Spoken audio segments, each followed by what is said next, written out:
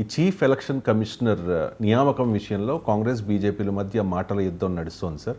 సంజీవ్ కుమార్ అనుకుంటా, ఆయన పదవీకాలం ముగిసింది. జ్ఞానేష్ కుమార్ కొత్తగా అపాయింట్ అయ్యారు. ఈ సుప్రీంకోర్టు పరిధిలో ఉంది కాబట్టి ఈ విషయంలో తొందరపడింది కేంద్రం అనేది కాంగ్రెస్ వాదన సార్. ఏమంటారు? సో ఎన్నికల కమిషన్ వివాదాస్పదంగా ఉంది. అంతకంత కూడా ఈవీఎంల మీద కానీ, అలాగే ఓటు పోలింగ్ శాతం పెరుగుదల మీద కానీ అనేక అంశాల మీద జవాబులు లేవు. అలాగే అక్కడ ఉన్న కనెక్షన్ బయటికి వాటి ప్రసారాలను కూడా నిలిపేశారు. ఇప్పుడు ఇన్ని విమర్శల మధ్యలో వాటికి జవాబు చెప్పకుండా అన్నింటిని మించి సిఈసి సెంట్రల్ ఎలక్షన్ కమిషనర్ నియామకం ఇప్పుడున్నటువంటి రాజీవ్ కుమార్ ఈరోజే 18వ తారీఖు ఆయన పదవి విరమణ చేస్తారు. రేపు ఈ జ్ఞానేష్ కుమార్ చేస్తారు. సుప్రీంకోర్టు ఒక తీర్పు చెప్పింది, లేదా ఒక ఆదేశం ఇచ్చింది. ప్రధాన ఎన్నికల కమిషనర్ ఎంపికలో భారత ప్రధాన న్యాయమూర్తి కూడా ఉంటే బాగుంటుంది అని, ఇంకేదైనా మీరు ఏర్పాటు చేసే వరకు అని. కానీ 2023లో ఒక చట్టం చేశారు, appointment of chief election commissioner and commissioners అని.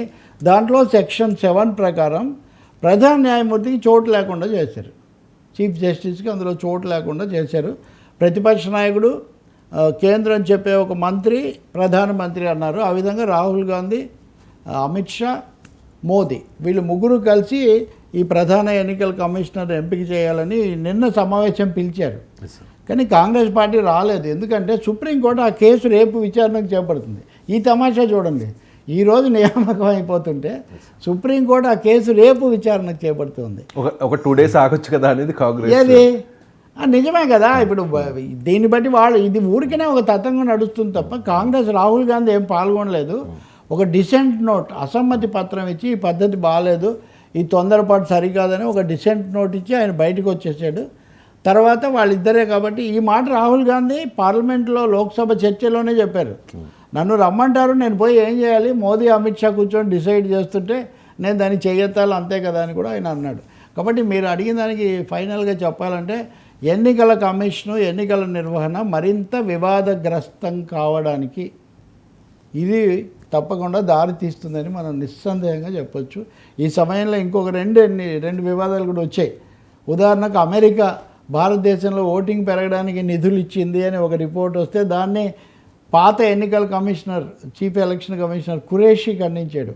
రెండోది దిగిపోతున్న రాజీవ్ కుమార్ ఆయన అసలు ఎన్నికల సంఘం మీద వచ్చిన ఆరోపణలన్నీ కూడా వాస్తవ దూరాలు, మీరు ఓడిపోతే మమ్మల్ని బలిపశువులను చేస్తున్నారు అని ఆయన తిట్టిపోతాడు. దిగిపోయిన ఆయన ఇంత ఏకపక్షంగా ఎలా చెప్తారు? సుప్రీంకోర్టు వీటన్నిటి మీద చెప్పాలి. Let we wait for supreme court. Close sir. ఎన్నికల సంఘం అనేది నిష్పక్షపాతంగా ఉండాలి. అది పరిస్థితికి వచ్చింది. కేజ్రీవాల్ లాంటి వాళ్ళు ఎంత ఆరోపణ చేశారంటే ఈ రాజీవ్ కుమార్కి గవర్నర్ ఇస్తున్నారా లేకపోతే ఇంకో పోస్ట్ ఇస్తున్నారా అని కూడా జరిగింది కదా. అంటే ఆ విధంగా వాళ్ళు దిగజార్చుకుంటూ వచ్చారు. రెండో సుప్రీంకోర్టు ముందే చెప్పింది, మీరు అర్హులైన వాళ్ళ జాబితా తయారు చేయమంటే వీళ్ళకు డబుల్ ప్రమోషన్లు ఇచ్చి వీళ్ళని ఎందుకు మీరు ముందుగా బీఆర్ఎస్ ఇచ్చి వాళ్ళనే ఎందుకు చేస్తున్నారని సుప్రీంకోర్టు ముందే క్వశ్చన్ చేసింది.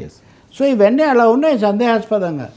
అరవింద్ కేజ్రీవాల్ మాటల్లో పెద్ద తప్పేం లేదు. ఎన్నికల సంఘం తన స్వతంత్ర ప్రతిపత్తిని తనే ఒక విధంగా కోల్పోతుందా అన్న సందేహం కలుగుతుంది. అది రాజ్యాంగబద్ధమైంది, రాజ్యాంగబద్ధంగా ఉండాలి కనీసం. అది ఇంకోటి గతంలో రంజన్ గొగోయ్ విషయంలో జరిగింది చూసి అది కూడా జరిగింది. సుప్రీంకోర్టు ప్రధాన న్యాయమూర్తులు వెళ్ళి పదవులు తీసేసుకుంటే మనం ఏం చేస్తామండి? అలా రిటైర్ అయిన వెంటనే వెంటనే ఇక్కడ ఈ కుర్చీ నుంచి ఆ కుర్చీలోకి మారినట్టే.